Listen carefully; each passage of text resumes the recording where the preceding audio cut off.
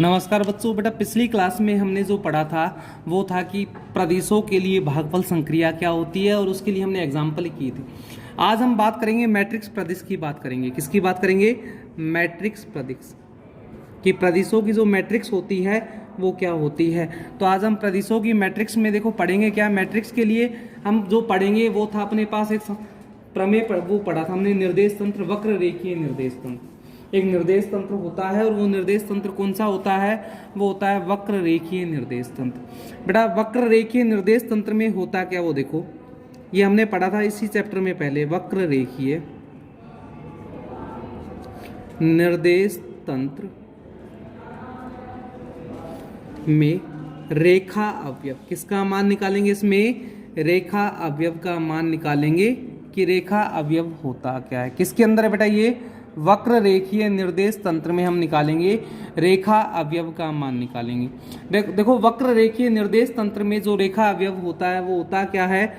तो इसका फॉर्मूला हमने पढ़ा है, वो होता है dr बराबर सिग्मा i बराबर 1 से 3 bi और dui, ये होता है वक्र रेखीय निर्देश तंत्र में। इसी प्रकार ये तो अपना x अक्ष का मान हो गया। अगर हम y अक्ष का मान निकालेंगे तो क्या आएगा बेटा? dr बराबर हो जाएगा सिग्मा j बराबर 1 से 3, ये हो जाएगा bj duj, हो गया मान। बेटा दो मान आ गए, हम इन दोनों की सहायता से क्या करेंगे? तो दोनों को एक दूसरे पर अध्यारोपित कर दो, मतलब ये हो जाएगा dr का स्क्वायर बराबर क्या आएगा अपने पास, या कह दो कि समीकरण नंबर 1 दे दो, इसको समीकरण नंबर 2 दे दो। क्या करो? समीकरण 1 गुणा में 2 करने पर कर दो, 1 गुणा में 2 क्या आएगा? i बराबर 1 से कहाँ तक है मान? 3 तक, और सिग्मा j बराबर भी कहाँ है? 1 से लेकर 3 तक, तो क्या आएगा? bi dot bj dot dui dot duj। हमने दोनों को एक साथ गुणा कर दिया।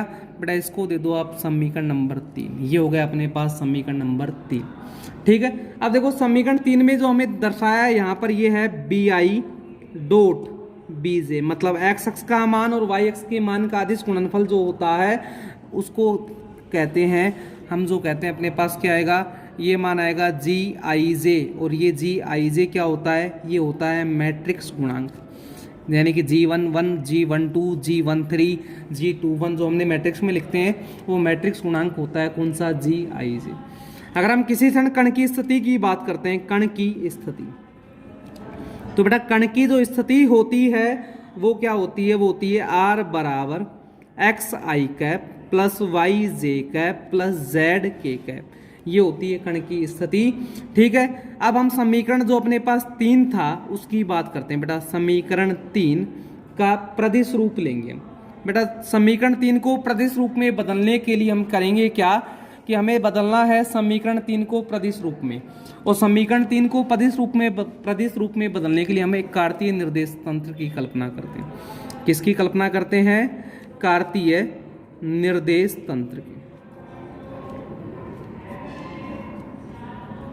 इस कार्तीय निर्देश तंत्र में बेटा हम क्या मानते हैं कि अपने पास 3 निर्देशांक है x, y, z, और इस s इसका एक निर्देश तंत्र है s। उस s निर्देश तंत्र में जो निर्देशांक है वो गया x1, x2, x3, लास्ट में क्या आ जाएगा? xn।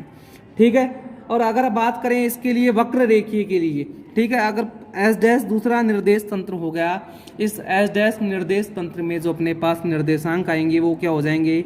x बार 1 हो जाएगा, x बार 2 हो जाएगा, x बार 3 हो जाएगा, और लास्ट में आ जाएगा x बार n। और इसके लिए जो वक्र रेखीय निर्देश तंत्र है वो है निर्देशांक u1, u2 और u3, मतलब ये तो वक्र रेखीय निर्देशांक हो गए। ये s डैश निर्देश तंत्र में अपने मान आ गए, ये s में मान हो गए, और ये s के कौन से हो गए? वक्र रेखीय निर्देश तंत्र हो गए। ठीक है बेटा, इन सबको हम निरूपित करते हैं, इनके द्वारा हमने इनको निरूपित कर दिया।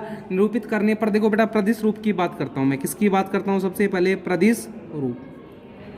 प्रदिश रूप में क्या होगा? जब हम लेंगे तो उससे पहले अपना जो x है उसका मान बेटा x1 के बराबर होगा, पहले के लिए आ गया। y का मान जो अपने पास होगा वो होगा x2 मतलब दूसरा वाला पद। z का जो अपने पास मान होगा वो तीसरे वाले पद के बराबर आएगा x3, क्योंकि ये जो मान निर्देशांक के ही हैं, लेकिन ये निर्देशांक कौन से अक्षों के थे? n विमीय आकाश के निर्देशांक थे, जिनमें कितने अक्ष होते थे? n। अपने पास फिलहाल यहाँ पर त्रिविमीय निर्देश तंत्र की बात कर रहे हैं, तो त्रिविमीय निर्देश तंत्र में कितने अक्ष होते हैं बेटा? 3। इसलिए पहला वाला पद x का हो गया, दूसरा y का हो गया और तीसरा किसका हो गया? z का। अतः स्थिति कैसे आएगी बेटा अपने पास? r बराबर क्या हो जाएगा? ये हो गया x डैश i कैप, ठीक है, प्लस में क्या होगा? x2 j कैप, y का मान आ गया, प्लस में क्या आएगा? x3 k cap. मतलब r का जो मान है वो क्या हो गया? x1 x के लिए हो गया, x2 y के लिए हो गया और x3 किसके लिए हो गया? k के लिए हो गया, ठीक है बेटा। तो अपना r का मान आ गया था अपने पास, क्या आया था? x dash i cap, plus में y की जगह कितना लिखा था हमने? ये लिखा था x2 j कैप, और z की जगह कितना लिखा था? x3 k कैप, ठीक है। अगर यही मान मैं वक्रीय निर्देश तंत्र में रखता हूँ, किस में रखता हूँ? वक्रीय निर्देश तंत्र में। तो बेटा वक्रीय निर्देश तंत्र में जो निर्देशांक होते हैं वो 3 रूप में होते हैं, u1 u2 और u3। तो x1 की जगह पर क्या आ जाएगा? u1, x2 की जगह पर क्या आ जाएगा? u2, ठीक है, और x3 की जगह पर क्या आ जाएगा? u3। लेकिन ये जो मान थे ये कौन से निर्देश तंत्र के थे? x डैश के, एस डैश के, इसलिए ये मान के ऊपर हमने क्या लगा दिया? डैश लगा दिया। अतः मान निकालते हैं बेटा, देखो अपने पास आता है, पहले मान निकालेंगे प्रतिश रूप में हम बी आई का मान निकालेंगे, बी आई बार ले लिया हमने, तो ये क्या होगा? देखो डेल आर, और आई के लिए क्या होता है? यू आई हो गया, क्या हो गया बेटा? यू आई। यानी कि आर का मान अपने पास है, तो रखो आर का मान क्या है? आर का मान अपने पास था बेटा x1 आई कैप प्लस x2 जे कैप, प्लस में x3 क्या हो गया? के कैप। ये किसका मान था? आर का। आर की जगह पर आर का मान रखा, आगे सोल्व करेंगे तो बी आई बार बराबर किसके आ गया अपने पास? बताओ, ये आएगा, देखो तीनों के साथ अलग अलग होगा तो कर दो, डेल एक्स डैश अपोन में डेल u1 आई कैप, प्लस में क्या आएगा? डेल x2 अपोन में डेल u आई, आई है ना नीचे, जे कैप, प्लस में डेल x3 अपोन में डेल u आई के कैप। हो गए बेटा 3 मान अपने पास। इसी प्रकार से हम क्या करेंगे? इसको दे दो समीकरण नंबर कितना दे दो आप? लास्ट 3 था ना, तो इसको दे दो आप समीकरण नंबर 4। इसी प्रकार से मान निकालेंगे, कौन से एक्स के मान निकालेंगे हम? जे एक्स के मान निकालेंगे। तो ये हो गया बी जे बराबर बार का है इसके ऊपर, ये हो जाएगा डेल x1 अपोन में डेल आई की जगह क्या हो जाएगा? जे आई कैप। ये हो गया डेल x2 अपोन में डेल u जे, ये हो जाएगा जे कैप। लास्ट में क्या आएगा? डेल x2 अपोन में डेल u जे, और ये हो जाएगा के कैप। समीकरण नंबर हो गया 5। ठीक है बेटा, क्या करते हैं हम अब इसके बाद क्या करेंगे? हम करते हैं समीकरण 4 व 5 का अदिश गुणा कर दो, कि 4 और 5 का कौन सा गुणा कर दो बेटा? अदिश गुणा कर दो, आपस में गुणा करने पर कर दो भाई। 4 और 5 का जब हम अदिश गुणा करेंगे तो अपने पास जो मान आएगा वो मान देखो क्या है अपने पास? बी आई का जो मान था B I bar dot B J bar हो गया।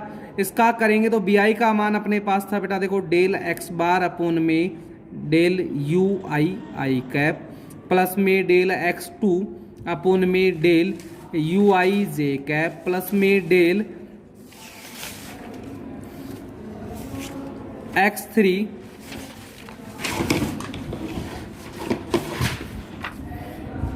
ठीक है डेल x3 अपोन में del you i k cap. ये तो मान था बी आई का। डॉट अगला मान किसका आएगा बेटा? बी जे का, और बी जे का मान क्या आया था? डेल x1 अपोन में del you j i cap, plus में डेल x2 अपोन में del you j j cap, plus में डेल x3 अपोन में del you j k cap.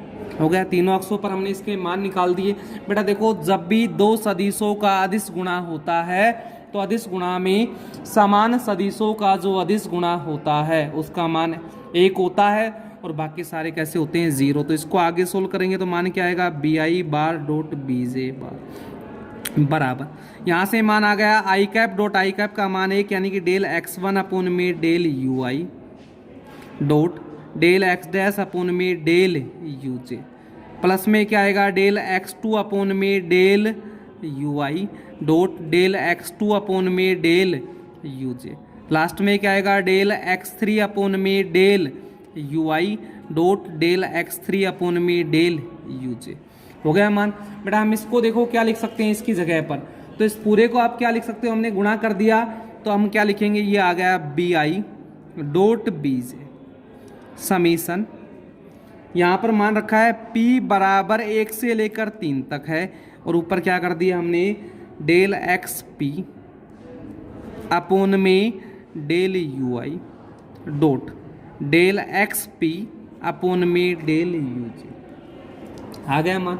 मतलब अब देखो p का मान 1 रखोगे तो पहले वाला पद आ गया, p का मान 2 रखोगे तो दूसरा वाला पद आ गया, और p का मान 3 रखोगे तो कौन सा आ गया, तीसरा वाला पद आ गया। और इसको हम लिखेंगे किसके बराबर, मैट्रिक्स गुणांक के बराबर, जो क्या होता है GIJ। अब बेटा इसका हम क्या निकालेंगे, इसके बाद इसका हम रूपांतरण समीकरण करते हैं। इसका जो रूपांतरण समीकरण आया था, जो अपने पास पिछले में मान क्या आया था, ये था bi डॉट bj। इसका मान हमने रखा था p बराबर 1 से 3, ये आया था डेल xp अपॉन में del ui dot del xp upon में डेल uj बराबर आया था GIJ। ठीक, इसका रूपांतरण समीकरण हमें लिखना है। रूपांतरण समीकरण में देखो होगा क्या बेटा, GIJ कैसा था, बिना बार के था, इसका क्या लगा दो, रूपांतरण में आ गया इस पर बार, यानी कि क्या आएगा अपने पास जो मान आएगा, ये हो गया डेल xp अपॉन में आई के लिए p आता है, और नीचे क्या आएगा, डेल x बार आई, क्यों, क्योंकि सहचर प्रदिश था, और सहचर प्रदिश में कहाँ पर आता है, पादांक में मान आता है। आगे का मान क्या आएगा, डेल x, अगले के लिए q आ गया, और अपॉन में क्या आएगा, डेल x बार j। ये हमने यहाँ पर प्रदर्शित कर दिया इसको सहचर प्रदिश के रूप में, और आगे क्या आएगा, GPQ। हो गया मान।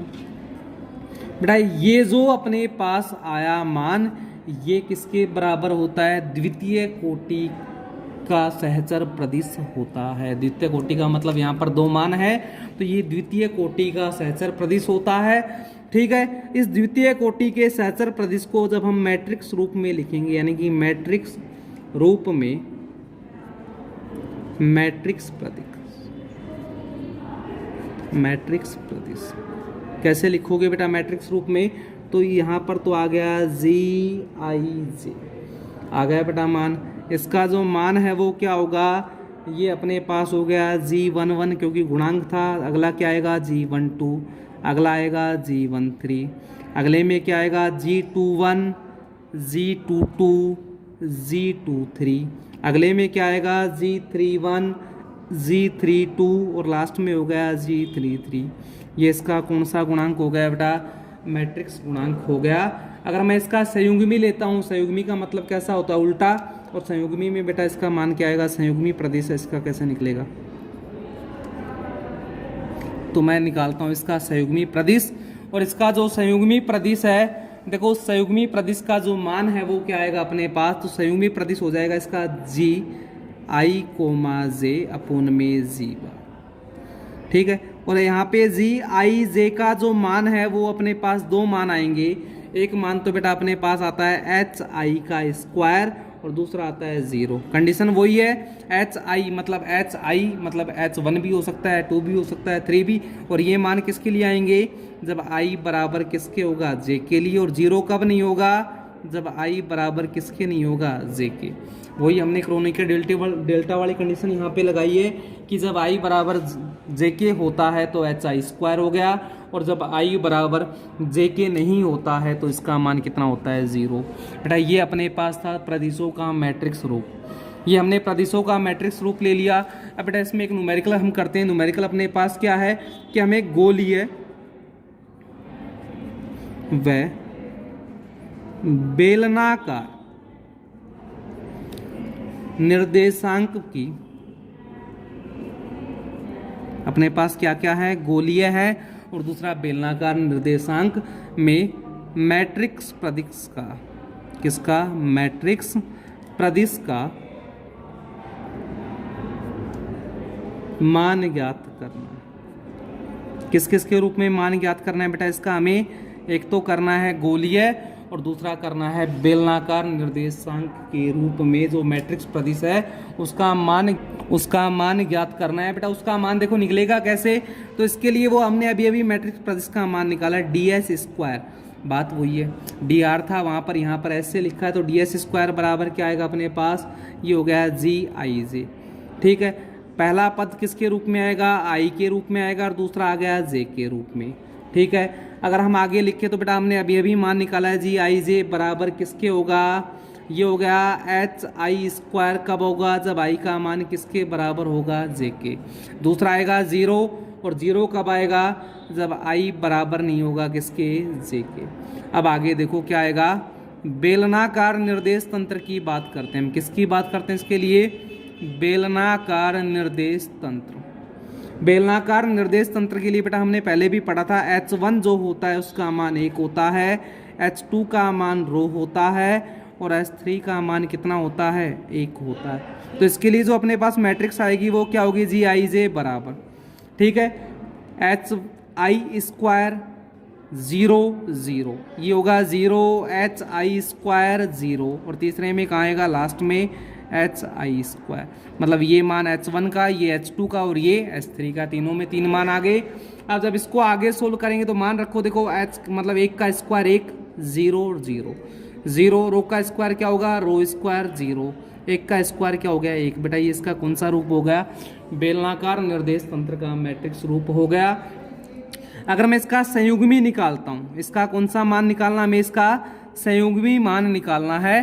तो जब हम इसका संयुग्मी मान निकालेंगे तो संयुग्मी मान में क्या होगा, जी आई जे बराबर अपने पास आ गया 1 का उल्टा 1, 0 0, रो का उल्टा हो गया 1 अपॉन में रो स्क्वायर 0, और लास्ट में 1 का उल्टा हो गया 1। बेटा ये होता है बेलनाकार निर्देश तंत्र में जो मैट्रिक्स रूप है अपना, उसका संयुग्मी मान। ठीक है, अब अगला जो निर्देश तंत्र अपने पास आएगा वो कौन सा आएगा, गोलीय निर्देश तंत्र आएगा। मतलब अब हमें किस में मान निकालना है, इसका निकालना है गोलीय निर्देशांक में। तो बेटा गोलीय निर्देशांक में जो H1 होता है उसका मान तो 1 होता है, H2 का मान R होता है, और H3 का मान क्या होता है, R साइन थीटा होता है। मतलब अपने पास मान आ गया H1 बराबर 1, H2 बराबर R, और H3 बराबर R साइन थीटा। तो इसका जो मैट्रिक्स रूप होगा जी आई जे, क्या होगा अपने पास, इसका मैट्रिक्स रूप अपने पास क्या होगा बेटा, वही आएगा एच आई का स्क्वायर 0 0 0, एच आई का स्क्वायर 0 0 0, एच आई का स्क्वायर। मतलब H1 H2 और H3 के मान आ गए। H1 की जगह H1 का मान रखो कितना, 1 0 0, H2 की जगह मान आएगा H2 का स्क्वायर, मतलब बेटा R का स्क्वायर, और ये हो गया 0। लास्ट में मान क्या आएगा, 0 0, ये हो जाएगा R square sine square theta, हो गया मान। अब जब हम इसका संयुग्मी निकालते हैं, मतलब इसका हमें निकालना है संयुग्मी, गोलाकार निर्देश तंत्र के लिए संयुग्मी का मान निकालोगे। संयुग्मी का मतलब बेटा होता है उल्टा, यानी कि इसका मान आएगा जी आई जे। उल्टा क्या होगा, 1 का उल्टा तो 1 ही है, 0 0 0, R स्क्वायर का उल्टा हो गया 1 अपॉन में R स्क्वायर 0, लास्ट में आएगा 0 0 1 अपॉन में R square sine square theta. ये हो गया बेटा इसका उल्टा। ठीक है, ये हमने मैट्रिक्स रूप भी निकाल दिया, प्रदिशों का मैट्रिक्स, प्रदिश बोल दो यार, प्रदिशों का मैट्रिक्स रूप हमने निकाल दिया आज। इसके अलावा इसका न्यूमेरिकल कर दिया। बेटा ये जो अपनी चैप्टर था, जो अपनी यूनिट थी, ये पहली यूनिट अपनी हो गई कंप्लीट। मतलब हमने फर्स्ट यूनिट मैथमेटिकल फिजिक्स की कंप्लीट पढ़ ली है। अब अपने पास 1 यूनिट और बाकी बचती है अपनी। अब वो 1 यूनिट में अब हम देखते हैं अगर नंबर 2 पढ़ाएंगे कि नंबर 4। ठीक है, 2 आसान है, दोनों 2 भी आसान है और 4 भी आसान है, लेकिन अंतर क्या है, 2 थोड़ी सी बड़ी है और 4 थोड़ी सी छोटी है। ठीक है, तो कोशिश करेंगे, देख अगली क्लास में हम शायद नंबर 4 पढ़ाएंगे, यूनिट नंबर 4 लेंगे। हमें 2 पढ़ानी है, एक हमने पढ़ा दी है और दूसरी कौन सी पढ़ाएंगे, यूनिट नंबर 4। ये भी जल्दी से ख़त्म हो जाएगी। ठीक है बेटा, आज के लिए इतना ही। ठीक।